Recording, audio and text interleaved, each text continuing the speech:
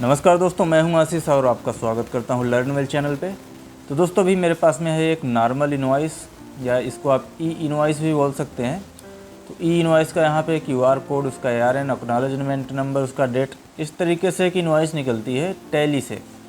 तो टैली से जो इनवॉइस निकलती है अपनी, चाहे वो नॉर्मल इनवॉइस हो या तो आपका ई इनवॉइस हो, कुछ इस तरीके से निकलती है। इसमें इस तरीके से डिटेल आते हैं, आइटम वगैरह कुछ ज़्यादा हो जाते हैं। तो इधर अपनी ये 2 पेज की इनवॉइस बन जाती है यहाँ पे।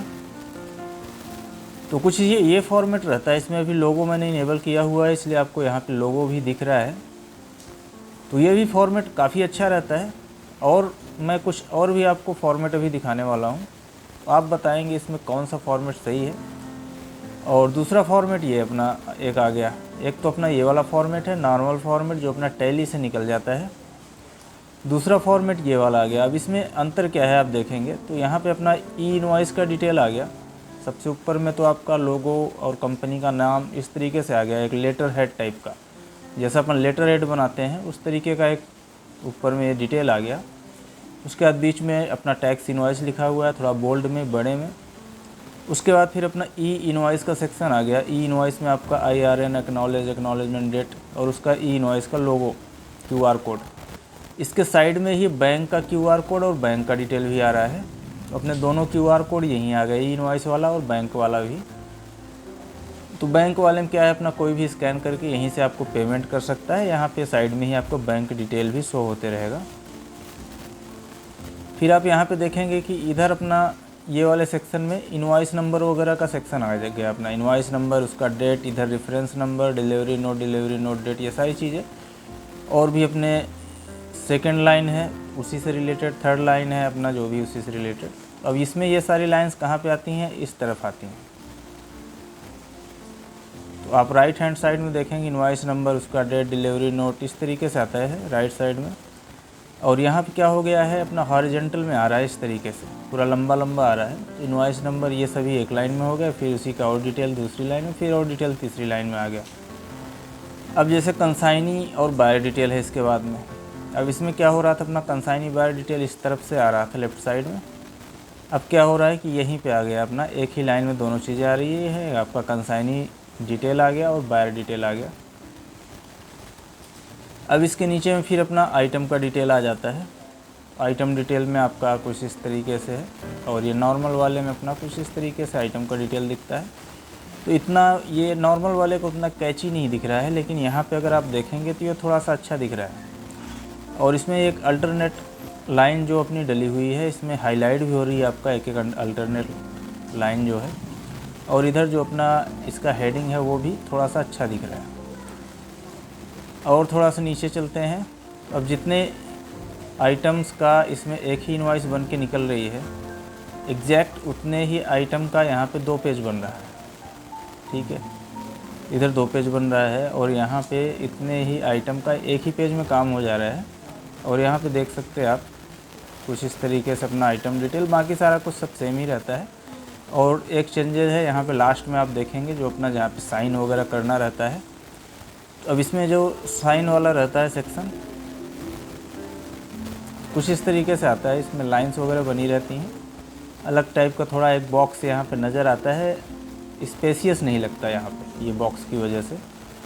तो अपन यहाँ पे क्या किया है, यहाँ से वो बॉक्स अपना हट गया, जो लाइन वाली बॉक्स थी। अब यहाँ पे आप सील साइन करके दे देंगे तो थोड़ा सा अच्छा लगेगा।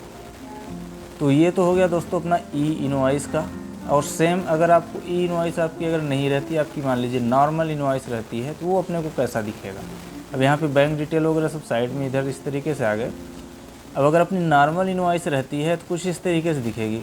तो यहाँ पे बीच में अपना कंपनी का डिटेल आ गया, फिर एक तरफ अपना लोगो आ गया कंपनी का, एक तरफ स्कैन टू पे करके लिखा हुआ है कि जिसको भी अगर पेमेंट वगैरह करना है यहीं से स्कैन करके वो पे कर सकता है। उसके बाद फिर बीचों बीच इसमें अपना टैक्स इनवॉइस का हेडिंग डला हुआ है, फिर इनवॉइस नंबर, डेट, ये बाकी चीज़ें अपनी जो उसमें साइड में आ रही थी नॉर्मल इनवॉइस में, यहाँ पे, और वो चीज़ आपका हॉरिजेंटल में सीधी सीधी लाइन में इस तरीके से आ जा रही है। तो इससे क्या हो रहा है, अपना आइटम के लिए स्पेस बच जा रहा है।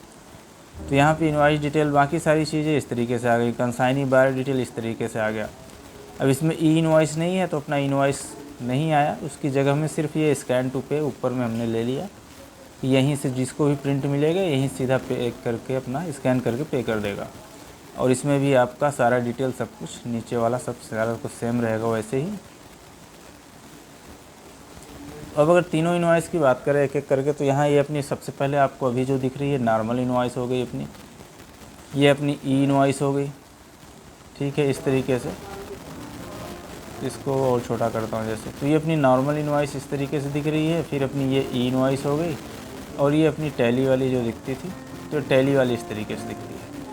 तो अगर आपको थोड़ा सा अलग टाइप का अपने कस्टमर को थोड़ा सा अलग टाइप का इनवॉइस प्रोवाइड करना है तो आप ये इनवॉइस यूज कर सकते हैं। अब ये दोनों जो इनवॉइस है नॉर्मल वाली और ये ई इनवॉइस वाली, ये दोनों सेम कोड से आपका वर्क करेगा।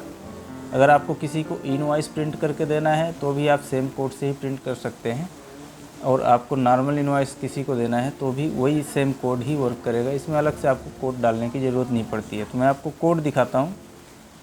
तो कुछ इस तरीके से दोस्तों अपना एक कोड है। अब इसमें सबसे पहले तो जो टैक्स इनवॉइस लिखा हुआ है उसका टाइटल वाला सेक्शन ये यहाँ पे ऐड है। तो इसमें आपको अगर कुछ और लिखना है तो यहाँ पे आप चेंजेस कर सकते हैं। अगर इसकी हाइट वगैरह आपको थोड़ा सा और बोल्ड चाहिए, थोड़ा सा और बड़ा चाहिए, तो ये हाइट आप इसको बढ़ा सकते हैं। यानी कि जब मैं जो बात कर रहा हूँ यहाँ पे जो ये टैक्स इनवॉइस लिख के आ रहा है, तो अगर इसकी आपको हाइट वगैरह थोड़ा सा बढ़ानी है, टैक्स इनवॉइस जो लिखा हुआ है और बड़ा इसको दिखाना है, तो यहाँ पे आप इसकी साइज़ को चेंज कर सकते हैं। और नाम भी अगर टैक्स इनवॉइस की जगह और भी कुछ लिखना है तो आप ये नाम भी चेंज कर सकते हैं। अब उसके बाद में फिर अपना और नीचे आते हैं यहाँ पे, तो ये अपना लोगो का डिटेल आ जाता है दोस्तों।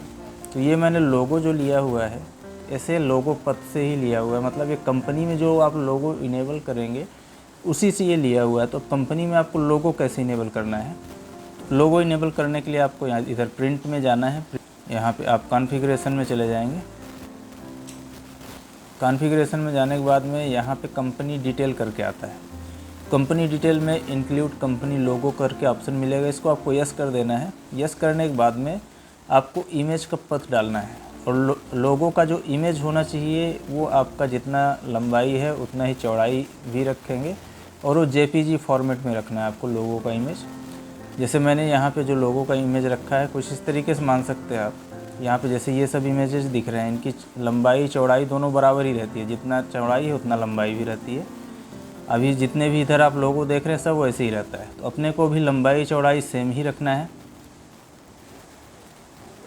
और वो आपका जेपीजी फॉर्मेट में होना चाहिए। तो अगर ये आप पेंट वगैरह यूज करते हैं, पेंट में भी अपना लोगो ओपन करके उसको जेपीजी में सेव कर सकते हैं। तो अब आपको लोगो यहाँ पे डाल देना है, तो आपका लोगो यहाँ पे दिखने लगेगा। Show company name, show company address, ये सब आप यस करके रख दीजिए, तो आपका एड्रेस कंपनी का और कंपनी का नेम वगैरह भी वहाँ पे दिखते रहेगा। तो ये अपने लोगो के लिए सेटिंग हो गई दोस्तों। ठीक है, अब लोगों का अगर आपको हाइट वगैरह बढ़ाना है थोड़ा सा, तो आप यहाँ पे चेंजेस कर सकते हैं। मान लीजिए आप 15 की जगह 17 ले लिए या और कुछ इस तरीके से।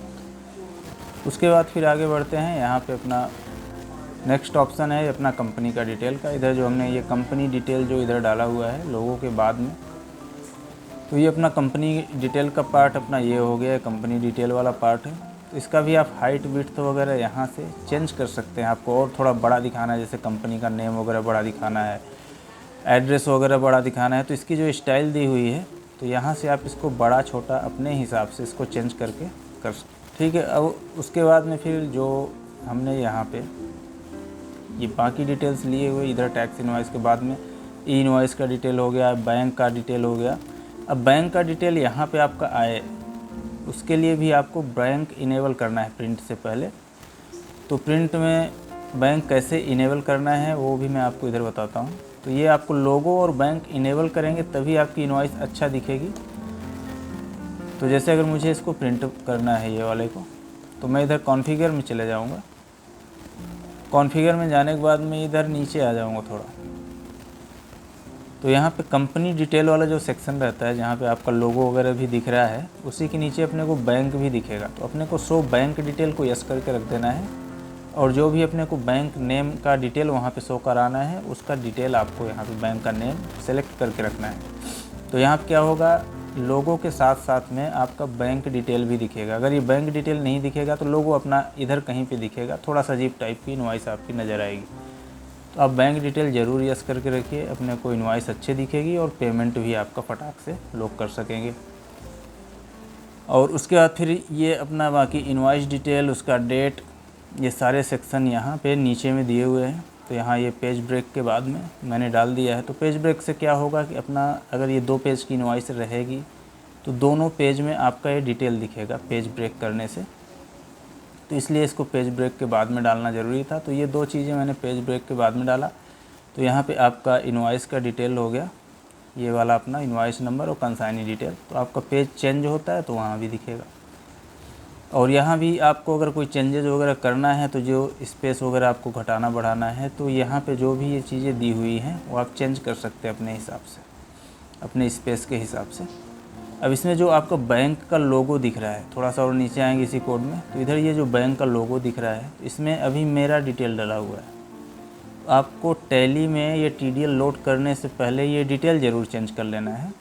तो आप अपना कंपनी का डिटेल जो भी है, UPI ID का डिटेल अगर डालना है तो यहाँ पे आपका मोबाइल नंबर और नाम आपको ज़रूर डाल देना है। तो इसमें दोनों जगह आप बैंक का डिटेल चेंज करेंगे। तो एक जो बैंक का डिटेल है वो आपका इनवॉइस में आता है और दूसरा जो बैंक का डिटेल है वो आपका नॉर्मल इनवॉइस के लिए है। तो आप दोनों जगह चेंज करके रखेंगे डिटेल को। तो ये कोड मेरे पास में है अभी, इसको मैं इधर सेव करता हूँ।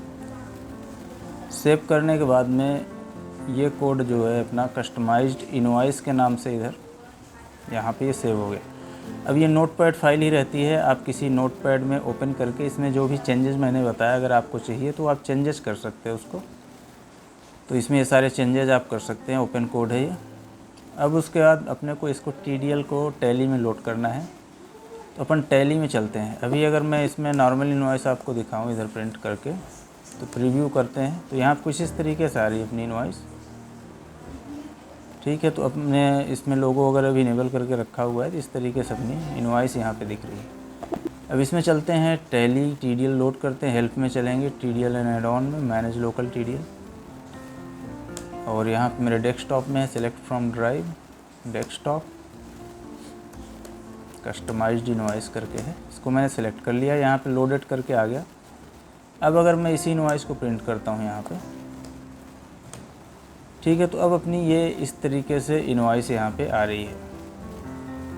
तो ये इनवॉइस थोड़ा सा देखने में भी अच्छी लग रही है, कस्टमर भी जो भी आपके यहाँ सामान लेता है उसको ऐसी इनवॉइस मिलेगी तो वो भी सोचेगा हाँ ठीक है, थोड़ा प्रोफेशनल टाइप का उसको भी लगेगा। और ये तो अपनी इनवॉइस हो गई। अगर मैं नॉर्मल इनवॉइस किसी का प्रिंट निकालता हूँ,